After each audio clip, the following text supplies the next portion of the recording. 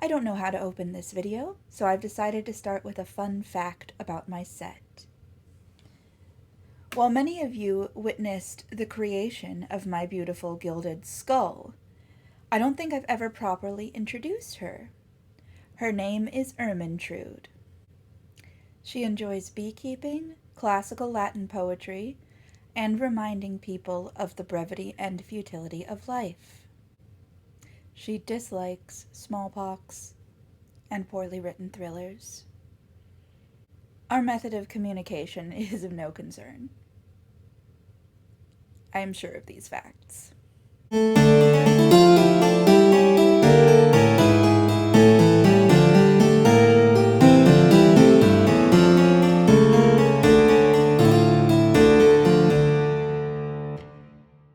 Hello, friends and enemies. Welcome to Horror and Inconvenience, where things are usually spooky and always weird. The lemon abides. Today, I am here with yet another video that nobody has ever asked for. Although, honestly, this sort of thing wouldn't be as much fun if anybody had ever thought to ask for it. So this is going to be the first in a very loose series of videos about my deeply weird reading habits. A recent video from Criminali suggested that to really grow a YouTube channel, one thing you can do is always follow through on promises you make, which has led me to believe that I should never make promises on my channel. So let me just say, I don't know how many videos will be in this series. I don't know how often they'll come out. And you're just going to have to wait and be surprised. I hope you like surprises, because another surprise in this video is that I'm talking about two books that are essays analyzing or commenting on poetry, and I am going to volunteer myself to read some poetry out loud to you. And you're going to like it. The two books under discussion are Jeoffry, the Poet's Cat by Oliver Soden, and Keats's Odes, A Lover's Discourse by Anahid Nersessian. If you're thinking, did I buy this book just because it's an academic text with a bright pink cover? First of all, shut up. I want to start by discussing what is, in my experience, the slightly lighter of the two books, which is Jeoffry, the Poet's Cat. This is an interesting hybrid work. It is inspired by a famous fragment of poetry from the 18th century poet Christopher Smart. He was institutionalized with a compulsion to pray constantly, and he wrote an epic poem of prayer called Jubilate Anno, Rejoice in the Lamb, and only fragments of it survive. They're long fragments, but not nearly as long as the poem Smart probably originally wrote. But one of the most famous fragments is a prayer in praise of his cat, Jeoffry. So Soden has taken this cat, Jeoffry, and written a sort of hybrid essay fiction piece that is a biography of the cat, following him through his imagined life before meeting Christopher Smart, and then through his entire life with Christopher Smart, based partly on surviving historical records and partly on other records of life in 18th century London. So it's very much an imaginative nonfiction work looking into a time period and city that has captured a lot of very, very nerdy imaginations, mine included, as discussed in several previous videos. While Christopher Smart's other work is barely known, the Jeoffry segment of Jubilate Anno is one of the most anthologized pieces of English poetry, so it's 50-50 that you may have heard this before, but I would like to read part of it aloud to you so you get the gist and sort of know what I'm talking about going forward with discussing this book.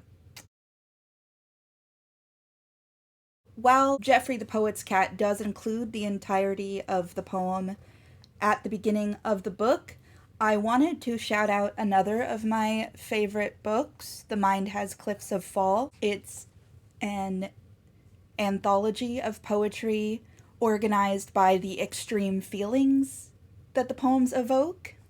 It's edited by Robert Pinsky, and it's a collection that I absolutely adore. Plus, it's got this delightful cover using faces from William Hogarth's drawings. Anyway, get this book. But I'm going to read from this anthology, if only so that you know about it. For I will consider my cat, Jeoffry, for he is the servant of the living God, duly and daily serving him. For at the first glance of the glory of God in the east, he worships in his way. For this is done by wreathing his body 7 times round with elegant quickness. For then he leaps up to catch the musk, which is the blessing of God upon his prayer. For he rolls upon prank to work it in. For having done duty and received blessing, he begins to consider himself. For this he performs in 10 degrees. For first he looks upon his forepaws to see if they are clean. For secondly he kicks up behind to clear away there. For thirdly he works it upon stretch with the forepaws extended. For fourthly he sharpens his paws by wood. For fifthly he washes himself. For sixthly he rolls upon the wash. For seventhly he flees himself, that he may not be interrupted upon the beat. For eighthly he rubs himself against a post.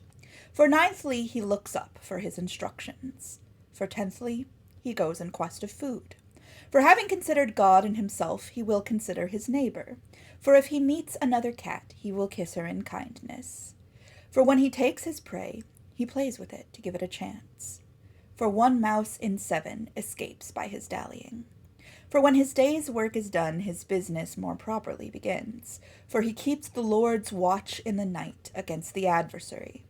For he counteracts the powers of darkness by his electrical skin and glaring eyes. For he counteracts the devil, who is death, by brisking about the life. For in his morning orisons he loves the sun, and the sun loves him. For he is of the tribe of the tiger. For the cherub cat is a term of the angel tiger. For he has the subtlety and hissing of a serpent, which, in goodness, he suppresses. For he will not do destruction, if he is well fed, neither will he spit without provocation. For he purrs in thankfulness when God tells him he's a good cat. For he is an instrument for the children to learn benevolence upon. For every house is incomplete without him, and a blessing is lacking in the spirit. For the Lord commanded Moses concerning the cats at the departure of the children of Israel from Egypt. For every family had 1 cat, at least, in the bag. For the English cats are the best in Europe. For he is the cleanest in the use of his forepaws, of any quadruped. For the dexterity of his defense is an instance of the love of God to him exceedingly. For he is the quickest to his mark of any creature. For he is tenacious of his point. For he is a mixture of gravity and waggery. For he knows that God is his Savior. For there is nothing sweeter than his peace when at rest. For there is nothing brisker than his life when in motion. For he is of the Lord's poor, and so indeed he is called by benevolence perpetually. Poor Jeoffry, the rat has bit thy throat. For I bless the name of the Lord Jesus, that Jeoffry is better. For the divine spirit comes about his body to sustain it in complete cat. For his tongue is exceedingly pure, so that it has in purity what it wants in music. For he is docile, and can learn certain things. For he can sit up with gravity, which is patience upon approbation. For he can fetch and carry, which is patience and employment. For he can jump over a stick, which is patience upon proof positive. For he can spraggle upon waggle at the word of command. For he can jump from an eminence into his master's bosom. For he can catch the cork and toss it again. For he is hated by the hypocrite and the miser. For the former is afraid of detection. For the latter refuses the charge. For he camels his back to bear the first notion of business. For he is good to think on, if a man would express himself neatly. For he made a great figure in Egypt for his signal services. For he killed the ichneumon rat, very pernicious by land. For his ears are so acute that they sting again. For from this proceeds the passing quickness of his attention. For by stroking him, I have found out electricity. For I perceived God's light about him, both wax and fire. For the electrical fire is the spiritual substance which God sends from heaven to sustain the bodies both of man and beast. For God has blessed him in the variety of his movements. For though he cannot fly, he is an excellent clamberer. For his motions upon the face of the earth are more than any other quadruped. For he can tread to all the measures upon the music. For he can swim for life. For he can creep. There are some people who say it feels unfinished, but I rather like the ending as it stands. So, Jeoffry the Poet's Cat begins with a segment that describes Jeoffry's imagined life before meeting Christopher Smart. The author proposes that he may have been a kitten born in a brothel and kept for the first few years of his life by a sex worker there, and he uses a sex worker who is actually in the historical record. There was a very famous guidebook to all of the different sex workers in and around Covent Garden at the time, and he uses records from that, as well as the surviving diary of one of the women there, to propose that a cat she mentions in her diary was actually a young Jeoffry. It's a device to explore 18th century London through the eyes of a kitten. I'm not as fond of this beginning part. I think that people who study or write about 18th century London are far too interested in the sex work that was occurring there. Part of this is because the writing class of the time was obsessed with brothels and sex workers.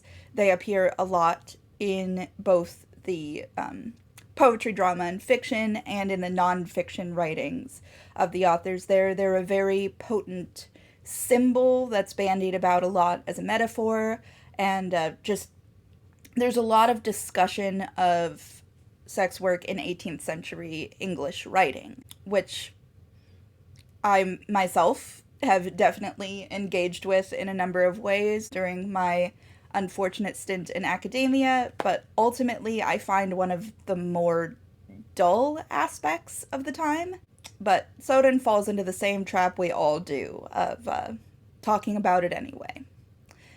It's a little dull, and it rankles a little bit.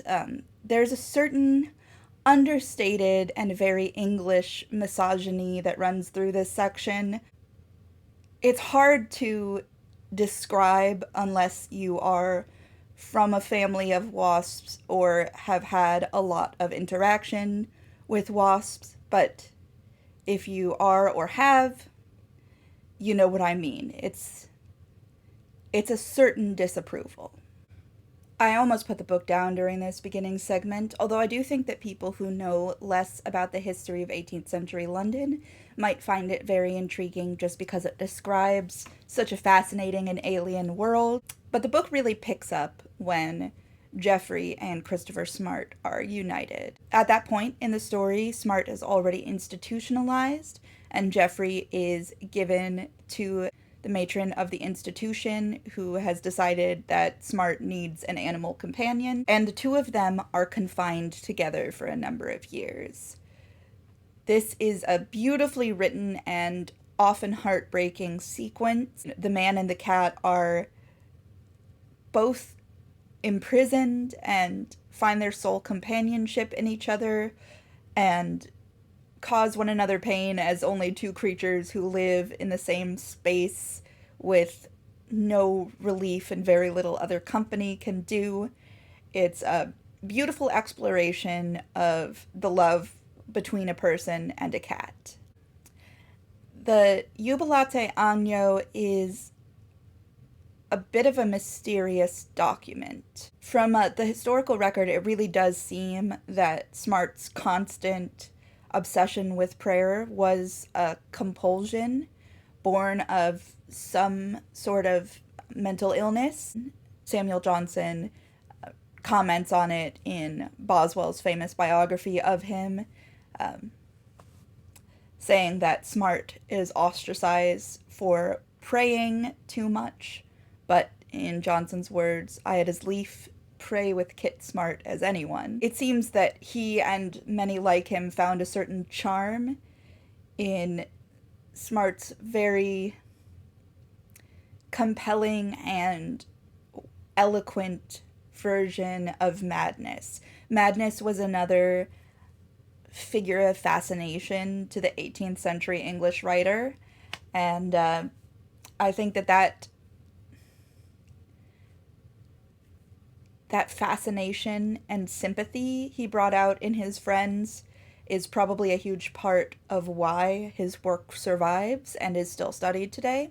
Although, aside from the Jeoffry segment, not much of it really is.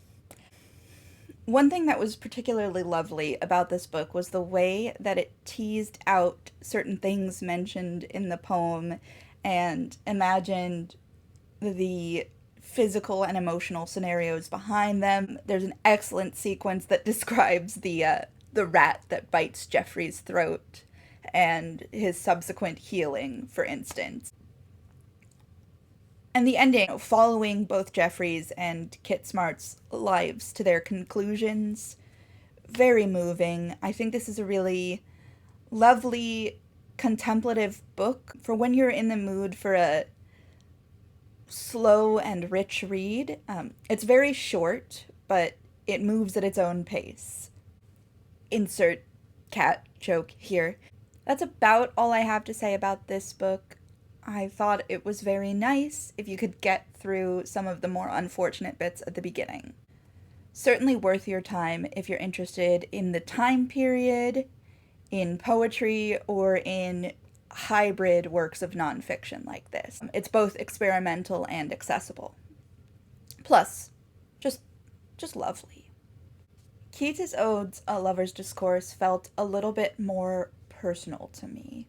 I'd been meaning to pick it up for a long time, and finally just decided on a whim to order it. I've been spending a lot of time with a poet friend of mine, and there's been a lot of discussion of Keats, who is a poet that I've loved since around the time I started college. I started with some of the basic English major classes, and the first time I read Keats, I was transported. I used to keep a Dover paperback edition of some of Keats's lyric poems in my purse, and whenever I had a spare moment going across campus for this or that, I'd often lie down in the grass and reread his poems. I was so twee, you wouldn't believe the amount of Belle and Sebastian I listened to. So Keats is important to me, and since I'd been discussing him with a friend, I thought it might be worth it to look into this book of essays on Keats that I'd been meaning to get around to. It's very short, and I found it very compelling. I read it in a day. It was an emotionally challenging day.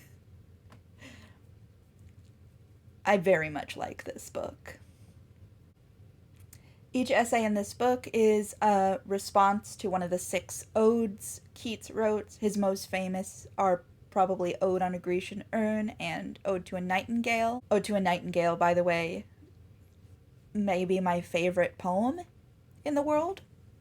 The essays range in tone from more traditionally academic to more responsive and sometimes semi-autobiographical, and I found all of them very compelling. The response to Ode on a Grecian Urn is particularly interesting to a resistant feminist reader. Ode on a Grecian Urn discusses a scene on said Grecian urn that is distressing for many of the characters in the scene. young women about to be ravished, cows about to be sacrificed to a god, and the voice in the poem is very nostalgic about all of this. And Nersessian argues that, much like Robert Browning's My Last Duchess, this poem is actually in a character's voice, and that we are supposed to naturally resist what that character is saying and sort of see the truth of what's going on underneath the words. My Last Duchess is a monologue from a duke who is a serial killer, where he's describing a portrait of his latest deceased wife. And it becomes clear over the course of the poem that he killed her. I've discussed this poem previously in some sort of horror genre tag. It's definitely a favorite poem of mine. But this essay argues that Ode on a Grecian Urn is much like that, a monologue in the voice of somebody whose analysis we're supposed to resist and who we're supposed to see as contemptible for their response to this piece of art. I am not certain that I agree. I think a lot of us give Keats a lot of credit for being infinitely good and compassionate and clever, because we like his poems so much and we want to like him in all aspects entirely. And I don't know. I don't know whether to give him this much credit or not, but I love that she did, and I really enjoyed the essay. It's how I'd like to think about the poem, and sometimes that's what matters. The other essay I want to discuss from this book, and the poem I want to share with you, is on Keats's Ode to Autumn. This is a poem that I first read without any context, and on the off chance that any of you haven't encountered it before, I want to read it to you without any context as well. And once again, while each of these odes is included in their entirety in the book, I wanted to highlight my display copy of Keats's poems when I read this one. So I've gone ahead and grabbed another unnecessary book off my shelf so you can see how pretty it is. To Autumn. Season of mists and mellow fruitfulness, close bosom friend of the maturing sun, conspiring with him how to load and bless with fruit the vines that round the thatch eaves run, to bend with apples the mossed cottage trees, and fill all fruit with ripeness to the core, to swell the gourd and plump the hazel shells with a sweet kernel, to set budding more and still more late flowers for the bees, until they think warm days will never cease, for summer has o'er-brimmed their clammy cells. Who hath not seen thee oft amid thy store? Sometimes whoever seeks abroad may find thee sitting careless on a granary floor, thy hair soft lifted by the winnowing wind, or on a half-reaped furrow sound asleep, drowsed with the fume of poppies, while thy hook spares the next swath and all its twined flowers. And sometimes, like a gleaner, thou dost keep steady thy laden head across a brook, or by a cider press with patient look thou watchest the last oozings hours by hours. Where are the songs of spring? Aye, where are they? Think not of them, thou hast thy music too. While barred clouds bloom the soft dying day, and touch the stubble plains with rosy hue, then in a wailful choir the small gnats mourn among the river sallows borne aloft, or sinking as the light wind lives or dies, and full-grown lambs loud bleat from hilly bourne. Hedge crickets sing, and now with treble soft the redbreast whistles from a garden croft, and gathering swallows twitter in the skies. In Nersessian's words, To autumn is perfect and unforgivable. It is the most definitively dated of all the odes, written on September 19th, 1819. We know this because Keats told a friend about the circumstances of its composition, which took place during a writing retreat in Winchester. How beautiful the season is now, how fine the air, a temperate sharpness about it. Really, without joking, chaste weather, Dian skies. I never liked stubble fields so much as now. Better than the chilly green of the spring. Somehow a stubble field looks warm, in the same way that some pictures look warm. This struck me so much in my Sunday's walk that I composed upon it. Skipping ahead just a little. Why unforgivable? As he sat tucked up in Winchester, Keats read a horrific report in the papers. Just 4 weeks earlier, on August 16th, a crowd of between 60 and 80,000 people had assembled for a peaceful demonstration at St. Peter's Field, Manchester. The local magistrates had put together a large security force that included Manchester and Salford Yeomanry, a volunteer regiment of landowners and merchants, with a police presence at a demonstration by labor activists. Of course, this did turn into a terrible fight. It was later called the Peterloo Massacre. The massacred people, of course, were mostly labor organizers. This, as Nersessian goes on to summarize, has caused a lot of critical response that is based in historicism to be wary of the beauty of Keats's imagery in this poem, thinking it unforgivable to compose a poem of such seeming voluptuousness and serenity in a time when other poets of his milieu, and they were almost all leftists, Keats among them, certainly you can find criticism of industrialism and class divides in all the Romantic poets' work, Keats included. But at a time when his compatriots were composing a lot of political work in response to the Peterloo Massacre, Keats composed To Autumn. This is a difficult criticism to dismiss and also a difficult one to respond to, especially in academic circles where those of you with experience in them will know complaints don't go away. They're cited and reiterated until they become part and parcel of a work. Nersessian is a professor. She has studied Romantic poetry at length and written on it at length, so this complaint, I would hazard a guess, is part and parcel of the Ode to Autumn for her. And I don't necessarily think that's a bad thing. Certainly, I think context can enrich and also, in a terrible academic word, problematize work in really rewarding ways, and that doesn't take away from the reading experience for me. So I'm not saying that that's a bad thing. But this essay is clearly a response to that problem.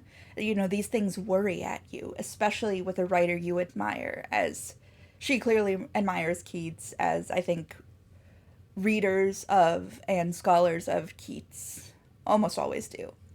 Her response to this complaint and comparison to other works, particularly Shelley's The Mask of Anarchy, which, you know, Percy Shelley was the inferior poet of the two, but he was certainly more directly and openly political than Keats, and that's won him some points for sure. So this is a pretty common comparison. The Mask of Anarchy is a political allegory that was written in direct response to the Peterloo Massacre, and it is weak. That's all I'll say on Percy Shelley for the moment. He doesn't need any more attention. But Nersessian's response to this is to argue that To Autumn, in all of its unsettling beauty, is a meditation on the absolute cosmic unfairness of beauty in the face of a moment like this. That there's a question underneath the poem. I'm simplifying what she says a little bit. I'm not sure that she would agree with this summary, so it's a short essay. You can read it for yourself. But essentially there's a question underneath the poem. How can it be this way when people are suffering so much? And I think that is a very powerful take on the poem, a powerful way to read it, and also very useful in discussion of Keats and his work. I like this reading, and I also like how Nersessian brings in later radical texts as kind of a contextualization for how the reading of the poem has progressed over the centuries. It's great. I think I wouldn't contradict what she says here, but I would add that I think that there's another level at which the figure of Autumn in the poem is the figure of the revolutionary ideal. And this has been said before, but I think there's a difference in the way I see the figure as opposed to any commentator I've read in the past. There are a lot of people I haven't read. I know. Try to conceal your shock. But that the figure can represent the revolutionary ideal because she's fruitful. There's something utopian about his description of the multitude of resources that Autumn provides. And yet she's also reticent. She's weighed down with exhaustion. She represents death and the promise of rot, as well as the promise of life and resources for sustaining life. And in some ways, I feel like she represents the seeming impossibility of the utopian ideal, as well as its attractions. Not that Keats is saying that a better life isn't possible. Really, I just mean that Autumn is that figure of longing and loathing that so many idealists have to contend with in their disgust for present suffering, in longing for a better world, and in their doubt that that better world can really be achieved. I think it is, as much as it isn't a direct political response to the Peterloo massacre, I think it could certainly be read as an emotional response, as a sort of confused and defeated and hopeful leftist cri de coeur. And maybe that's just what I want to see, because that is the feeling I needed expressed for myself. But I don't think Keats would have a problem with that. And if he did, books aren't for the authors. I read those two books back to back because one way that I often read is to pick up a book that feels connected either in tone or content, general vibe, to a thing I've just finished, especially when the thing I've just finished is particularly galvanizing for me. I had actually started Jeoffry, the Poet's Cat, and put it down about a week prior. When I finished Keats's Odes, A Lover's Discourse, I immediately picked up Jeoffry and finished it in another day or two because I wanted to continue that sort of internal discussion of poems I loved. I want to shout out some books that feel tangentially related, because that's another way that I choose my reading, as I plan to discuss in an upcoming bigger video on I'll keep the subject matter to myself, but I'm very excited for it. For Jeoffry the Poet's Cat, there is a nonfiction book called The Tribe of the Tiger, about cat behavior. My mother, who was an inveterate cat rescuer for my entire childhood, credits a lot of her knowledge of cats and her ability to connect with them to having read this book. And of course, the title is taken from Jubilate Anno. Cat Heaven by Cynthia Rylant. A wonderful picture book that imagines a beautiful and comforting afterlife for cats. This was a favorite of mine as a child, and it's still a favorite of mine. And when God tells him he's a good cat, instantly brings an image from this book to my mind. And unfortunately, credit, as always, when discussing 18th century London, to the works of Samuel Johnson and to Boswell's Life of Dr. Johnson. You can't avoid them. In the case of the Keats, I actually, more than any book, other than, of course, Keats's complete works, it brought to mind a film, Bright Star, which is a biographical film about Keats and his relationship with his fiancée, Fanny Brawne. Keats died very young of tuberculosis, and Brawne and he never married, but their love is one of the great historical love stories, mostly because many of Keats's extremely dramatic love letters to her survive. Brawne herself has often been dismissed by historians, but she is centered as a more interesting character in this movie. And since there's no discussion of Keats without discussion of Brawne, I found myself referring to my responses to this film again and again as I read this collection. Thanks for watching.